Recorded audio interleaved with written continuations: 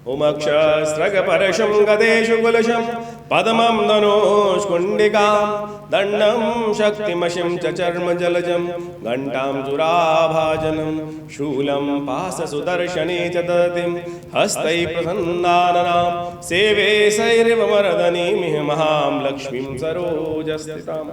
महालक्ष्मी नमः। नमस्कार, स्वागत है आपका।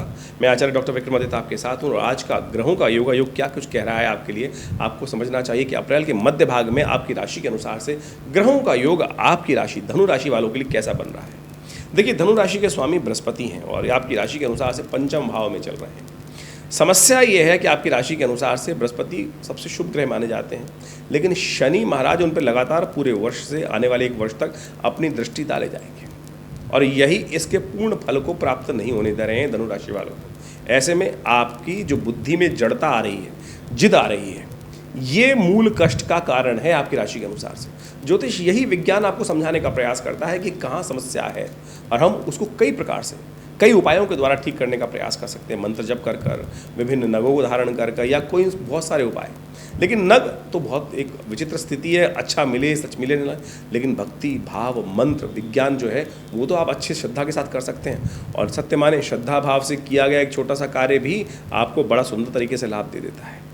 और आपकी राशि के अनुसार से आपको समझना चाहिए धनु राशि वालों, इन दिनों अप्रैल के मध्य भाग में आपकी राशि के अनुसार से क्या कुछ प्रभाव उत्पन्न होने के योग बन रहे हैं। ग्रह नित्य प्रति परिवर्तन की तरफ जाते हैं और परिवर्तन जो होता है उसका प्रभाव ही हमारे जीवन में पड़ता है। इन दिनों नया वर्ष आरंभ हुआ, अभी 9 अप्रैल के दिन विशेष तौर पर नया वर्ष काल नाम का संवत आरंभ हुआ, नव संवत जिसे कहा जाता है। लेकिन बहुत सारे लोग, हमने एक वीडियो डाला था कि नव संवत आपके लिए कैसा रहेगा, बहुत सारे लोगों ने संवत 2081 इसका नाम है, तो कई महानुभावों ने लिख के डाला वो उसके ऊपर मैसेज में, जो हमने भी पढ़ने को देखा कि महाराज आप गलती कर गए कि अभी तो 2024 चल रहा है, 2081 तो आज से कहीं डेट में गलती हो गई है। देखिए भैया, आप लोग ज्ञानवान हैं, महान ज्ञानवान लोग हैं आप लोग, तो आप समझे भारतीय जो नव संवत है ना, उसका जो काल नाम का संवत है उसकी संख्या है 2081, वो आरंभ हो रहा है। और ये संवत, इसमें राजा जो है ना वो मंगल है और जो शनि जो है वो मंत्री हैं। और आपकी राशि के अनुसार से आप समझें इनकी युति जो है आपके तृतीय भाव में चल रही है इन दिनों, और यही युति जो है पूरे वर्ष चलनी है। कहाँ पर? क्योंकि राजा मंत्री के रूप में चलनी है। अब 23 अप्रैल को ये युति खत्म हो जाएगी आपकी राशि के अनुसार से, लेकिन पूरे संसार के हिसाब से युति उठापटक की स्थिति चलती रहेगी। पराक्रम में उठापटक का युग चलता है और पराक्रम में ये जो ग्रहों का प्रभाव है वो आपके लिए क्या करने दिखाई दे रहा है वो आपको सही रूप से समझना चाहिए। इन दिनों सूर्य भी परिवर्तन की तरफ जाएंगे। अप्रैल के मध्य भाग में जो सूर्य राहु की युति चल रही थी उसका प्रभाव भी बड़ा नेगेटिव था इन दिनों, और पूरे विश्व में आप देखें इसका प्रभाव क्या हुआ। कई जगह विस्फोट हुए, कई जगह आतंकवादी घटनाएं घटी, कई प्राकृतिक आपदाएं आई, सुनामी आई, भूकंप आए, और आमतौर पे 2 ग्रहण पड़े। और आमतौर पे समझें जब ग्रहण पड़ता है वो राहु के कारण ही पड़ता है। सूर्य के ग्रास में जो राहु के जो ग्रास है जो सूर्य पर हो गया उसके कारण से ये ग्रहण, चंद्रमा के ऊपर जो ग्रास हुआ उसके ऊपर ये ग्रहण पड़ा। तो ऐसे में इन प्राकृतिक घटनाओं का भी विशेष तौर पर इन ग्रह योग के अनुसार से प्रभाव पड़ता है, तो आपको समझना चाहिए। आपके लिए अप्रैल का मध्य भाग बड़ा महत्वपूर्ण है क्योंकि आपकी राशि के स्वामी बृहस्पति महाराज जो हैं वो सूर्य के साथ योग बनाने वाले हैं। अच्छी बात यह है कि सूर्य आधे दिन, कभी आधे यानी कभी करीब इस पूरे, यदि हम बात करें तो 15 दिन तो उनको अपने ग्रास में नहीं लेंगे। सूर्य जब तक उदय रहेंगे तब तक वो अच्छे प्रभाव उत्पन्न करेंगे। करीब करीब अब मई के आरंभ काल में जाकर बृहस्पति अस्त होंगे, उस वक्त बृहस्पति परिवर्तन की तरफ भी चले जाएंगे। तो ऐसे में बृहस्पति का परिवर्तन का योग जो बनेगा वो भी आपके लिए बड़ा महत्वपूर्ण रहेगा, उसको भी हम बताएंगे। लेकिन अभी समझें कि सिलसिलेवार तरीके से 15 अप्रैल का अवसर सप्तमी सोमवार का योग है साथ साथ, और ग्रहों का योग दिखाता है आपकी राशि के अनुसार से विशेष तौर पर माँ कालरात्रि का स्तवन करने का अवसर है। और साथ साथ भद्रा इस दिन विद्यमान रहेगी जो दोपहर को 12 सवा 12 से आरंभ होकर रात्रि में करीब 12 बजे तक रहेगी। तो नए कार्यों को आरंभ करना हो तो पहले कर लीजिए, 12 बजे से पहले, उसके बाद ना कीजिएगा, नहीं तो कष्ट होने के योग बन सकते हैं। और ऐसे में ग्रहों का परिवर्तन आपके अनुकूल दिखाई देता है, लेकिन रात्रि में जो चंद्रमा है वो परिवर्तित होकर आपके अष्टम भाव में जाएंगे और वहाँ थोड़ा बंधन बढ़ाते दिखाई देंगे। यानी 2-3 दिन आगे आने वाले समय जो है वो मनोमस्तिष्क को थोड़ा सा कंजर्वेटिव सोच की तरफ ले जाएंगे। मन थोड़ा सा कार्य करने में संकुचित भाव रखेगा, बंधा बंधा महसूस करेगा। तो आज है खुलकर काम करने का दिवस। जो महत्वपूर्ण कॉन्ट्रैक्ट साइन करना है वो तुरंत कर सकते हैं, उसमें लाभ प्राप्ति के योग बन सकते हैं, ध्यान रखते हुए कर लें, वो भी 12 बजे से पहले तो अच्छा रहेगा। बात कर लेते हैं 16 अप्रैल की। 16 अप्रैल मंगलवार का अवसर और साथ साथ महागौरी की आराधना का अवसर, नवरात्र का अष्टम दिवस, अशोकाष्टमी भी इसे कहा जाता है। ग्रह योग थोड़ा सा आपको बंधन में डालते दिखाई दे रहे हैं, ग्रह योग थोड़े भारी दिखाई देते हैं। ऐसे में अपने मनोमस्तिष्क पे नेगेटिविटी को हटाने के लिए जो खुलकर काम करने में थोड़ी दिक्कत आती दिखाई दे रही, क्योंकि पराक्रम भाव में भी मंगल शनि की युति चल रही है और ये भी आपको थोड़ा सा बनता दिखाई देगा, द्वंद्वात्मक स्थिति उत्पन्न होगी। तो ऐसे में भगवान का आशीर्वाद बहुत ज़रूरी है। काम क्रोध मद लोभ की विशेष तौर पर जो कारण है, लोभ के कारण से बहुत सारी कंजर्वेटिव सोच मन में आ सकती है। तो अशोकाष्टमी भी इस दिन कहा जाता है। तो कहा जाता है कि माँ भगवती विशेष तौर पर सीता जी ने इस शुभ योग में राम की कथा का श्रवण किया था। जब माँ भगवती अशोक वाटिका में स्वयं विराजमान थी, मन शोकग्रस्त था, तब कहा जाता है हनुमान जी ने आकर हनुमान माँ भगवती को राम कथा सुनाई और इस शुभ योग में उनके मन से भी जो शोक चल रहा था वो दूर हुआ। तो आप भी सुंदर स्थिति में माँ भगवती की आराधना करें, माँ भगवती का श्रवण करें, सुंदरकांड का पाठ करें, हनुमान चालीसा का पाठ करें और साथ साथ हो सके तो रामायण का पाठ करें, राम कथा का श्रवण करें, राम नाम का जप करें। समस्त मनोकामना सिद्धि के योग बनेंगे, सुंदर योग बनेंगे। ग्रहों का योग 17 अप्रैल के लिए कैसा है वो भी जान लीजिए। 17 अप्रैल का दिवस तो अद्भुत है, समस्त मनोकामनाओं को सिद्धि करने वाला है। रामनवमी का अवसर है। कहा जाता है कि कोई भी कार्य आरंभ करने के लिए कोई मुहूर्त की आवश्यकता नहीं। इस रामनवमी के अवसर पर जो भी कार्य शुरू करेंगे उसमें भगवान राम का आशीर्वाद लेकर कार्य करने से मनोरथ सिद्ध होने के योग बन जाते हैं। जय विधिनाथ होई हित मुरा, ये ऐसा भाव रखकर भगवान के समक्ष प्रार्थना करने का प्रयास करें कि जिससे आपका मन प्रसन्न हो। जय विधिनाथ प्रसन्न होई मन तोरा, आप वैसा ही कार्य हमें आशीर्वाद देने का प्रयास करें। और ये रामनवमी तो बहुत सुंदर है। 500 साल बाद ऐसी रामनवमी आई है जब हमने सब ने प्रयास कर कर उस स्वाभिमान का निर्माण किया है। तो उसके लिए हमारी संस्कृति के लिए ये दिवस पहला दिवस है कि जहाँ भगवान राम को हमने स्वयं जो विराजमान किया है, अपने प्रयासों से विराजमान किया है, उनका दर्शन कर, उनके निमित्त पाठ कर, पूजन कर हम सब उनका आशीर्वाद ग्रहण कर सकते हैं। हमने भी विवेकानंद योगाश्रम में बड़ा सुंदर यज्ञ रखा है।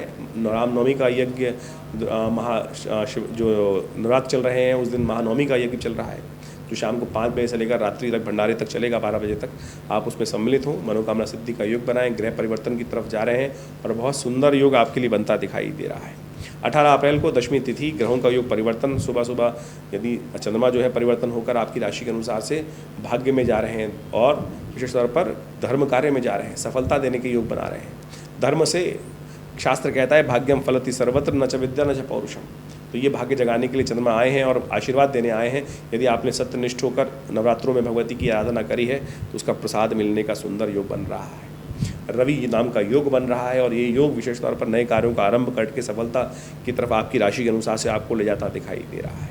तो इस सब प्रयास में पॉजिटिविटी होकर काम करने का प्रयास कीजिए, सुंदर रहेगा। एक बात का ध्यान रखें, 17, 18, 19 में अश्लेषा और मघा नाम के 9 नक्षत्रों का योग रहेगा। तो जो लोग इनमें जन्म लेंगे उनकी मूल शांति अवश्य करा लीजिएगा। ये मूल शांति बहुत ज़रूरी है, बहुत सारे लोग कराते नहीं हैं। इसके कारण से जीवन में कई प्रकार के कष्ट भोगने पड़ते हैं। ऐसा नहीं है कि जन्म के समय ही करा रहे हैं तो उसके बाद नहीं करा सकते हैं। यदि नहीं कराइए तो बाद में भी करा सकते हैं। करा ज़रूर लेनी चाहिए, इस बात का ध्यान रखना चाहिए। नहीं तो विवाह में विलंब, कई प्रकार के कार्यों में लगातार सफलता असफलता। ग्रह योग दिखा रहे हैं सफलता के योग, लेकिन व्यक्ति ने मूल शांति नहीं करा रखी है तो फिर बार बार झटका पड़ सकता है। तो इन सबको ठीक कराने का प्रयास कर लेना चाहिए। 19 अप्रैल का दिवस एकादशी का अवसर है। शुक्रवार के दिन एकादशी पड़ रही है और एक कामदा एकादशी का योग है। ग्रह आपके बहुत अनुकूल हैं, सफलता देने वाले हैं, धर्म कार्य से लाभ देने के योग बना रहे हैं, सज्जनता का लाभ आपको मिल सकता है। ऐसे में सुंदर तरीके से महालक्ष्मी की आराधना विष्णु जी के साथ करें, श्री सूक्त का पाठ करें, यज्ञ करें, देखिए परिवर्तन का योग बनेगा। 20 अप्रैल का दिवस परिवर्तन का दिवस है।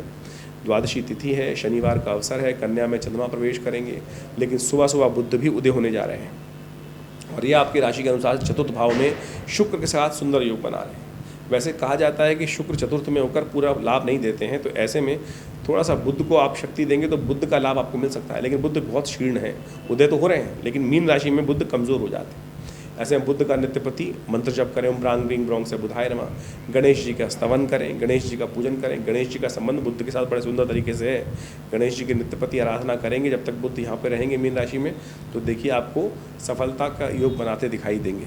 देखिए जन्मपत्री में जो योग हैं विभिन्न प्रकार से, हम उन सब से आपको अवगत कराने का प्रयास करते हैं गोचर के प्रभाव के अनुसार से।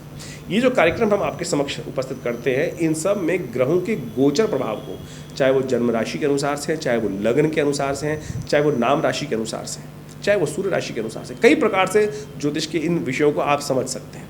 प्रभाव होगा। यदि सूर्य की राशि, यदि आप ज़ोडिएक साइन की बात करते हैं, यदि उसमें आपकी ये है तो आप उसको जाकर भी देख सकते हैं हमारी राशि के प्रभाव को। यदि आपकी चंद्र राशि के अनुसार से उसको भी देख सकते हैं। लग्न यदि आपका स्पेसिफिक यही है जो जिसके बारे में हम चर्चा कर रहे हैं, तो वो भी आपका फलीभूत होने का योग बना सकता है। और तो इन सब पद्धतियों से आप हमारे इस राशि फल को गोचर के दृष्टिकोण से देख सकते हैं। लेकिन गोचर तो एक प्रभाव है और वो बहुत प्रत्यक्ष भी है, लेकिन मूल सिद्धांत किस प्रकार का है, आप अपने जीवन में कौन से स्तर पर हैं, पहली पैड़ी पर हैं, 10वीं पैड़ी पर हैं, 100वीं पैड़ी पर हैं, 1000वीं पैड़ी पर हैं, 1,00,000वीं पैड़ी पर हैं, तो उसके अनुसार से प्रभाव होगा। तो जो बहुत सारे लोग बोलते हैं कि राशि राशि में आपने 12 हिस्सों में बांट दिया। जी हाँ, 12 हिस्सों में बांटा, ज्योतिष के सिद्धांत के अनुसार से बांटा, लेकिन हर व्यक्ति अपने एक अलग स्तर पर है, तो उसका प्रभाव अपने स्तर के अनुसार से होगा। तो आप उसको बृहद रूप से समझने का यदि प्रयास करेंगे तो बहुत सुंदर रहेगा। फिर भी दशाएं, महादशाएं, जन्मपत्री, मूल जन्मपत्री, षटवर्ग, षोडश वर्ग, इन सब को बहुत अच्छे से देखकर, जन्मपत्री का बहुत अच्छे से एनालिसिस कर आपके बहुत सारे आगे आने वाले समय को जाना जा सकता है और कष्टों को दूर करने का योग बनाया जा सकता है। ये हमारा संस्थान बहुत सारे कार्य इस प्रकार से लगातार कर रहा है। भारतीय योग विज्ञान के संबंध में, पराविद्याओं के संबंध में ये आश्रम करीब पिछले 60-70 सालों से लगातार योग, प्राकृतिक चिकित्सा, भारतीय पराविद्याओं में, ज्योतिष के क्षेत्र में कार्य करता है हमारा आश्रम। ये संस्थान दिल्ली में जमुना पार्क में स्थित है, विवेकानंद योग आश्रम।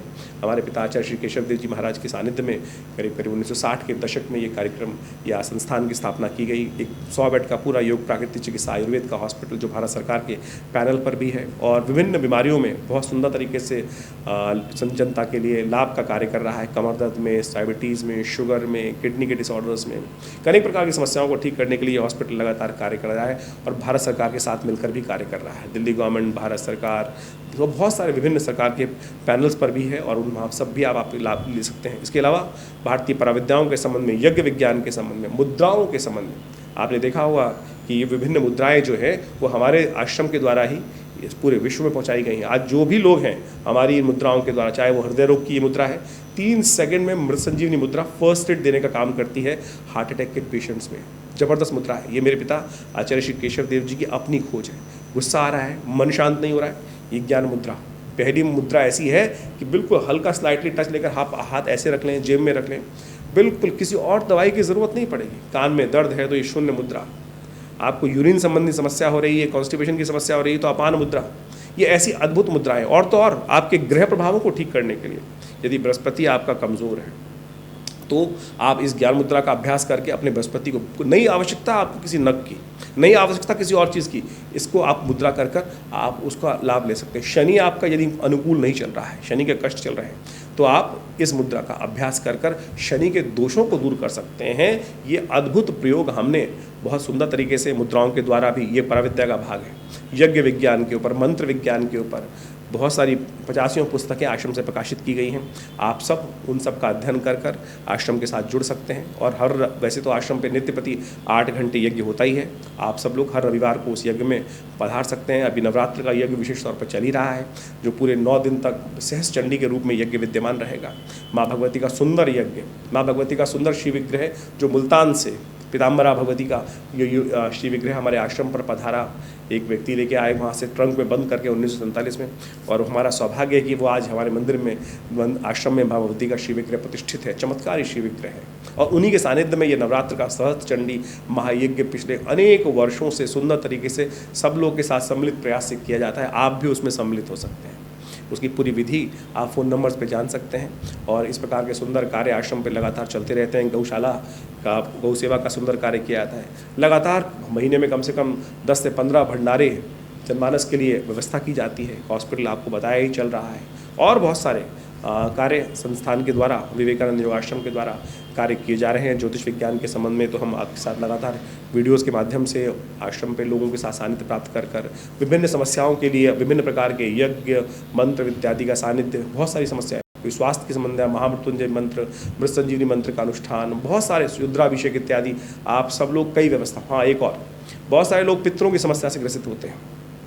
पितृ परेशान कर रहे हैं, पितरों को आप तर्पण नहीं कर पाते हैं, तो उसके लिए भी सुंदर व्यवस्था हमने अपने आश्रम पर रखी हुई है। आप अपनी अमुक तिथि पर अपने पितृ के निमित्त तर्पण, यज्ञ, यदि आप विशेष तौर पर ब्राह्मण भोजन इत्यादि यज्ञ करना चाहते हैं तो उसके लिए भी आश्रम से संपर्क साध सकते हैं। नंबर्स आपके सामने स्क्रीन पर लगातार चलते ही हैं। रुद्राभिषेक कराना चाहते हैं तो उसके लिए सुंदरकांड का पाठ कराना चाहते हैं तो उसके लिए भी सुंदर व्यवस्था आश्रम की तरफ से की जाती है। हर मंगलवार को सुंदरकांड का आश्रम में व्यवस्था चलती ही है। तो आप सब इन समस्त कार्यक्रम में आश्रम के साथ जुड़ सकते हैं। विवेकानंद योगाश्रम हमारे पिता आचार्य श्री केशव देव जी के माध्यम से ये स्थापित किया गया और आज हम उसी प्रयास में हम आपके समक्ष इस चैनल के माध्यम से उपस्थित रहते हैं और विभिन्न कार्यक्रमों को अपने आश्रम के बारे में आपको बताने का प्रयास करते हैं। आइए विवेकानंद योगाश्रम में। धन्यवाद, नमस्कार।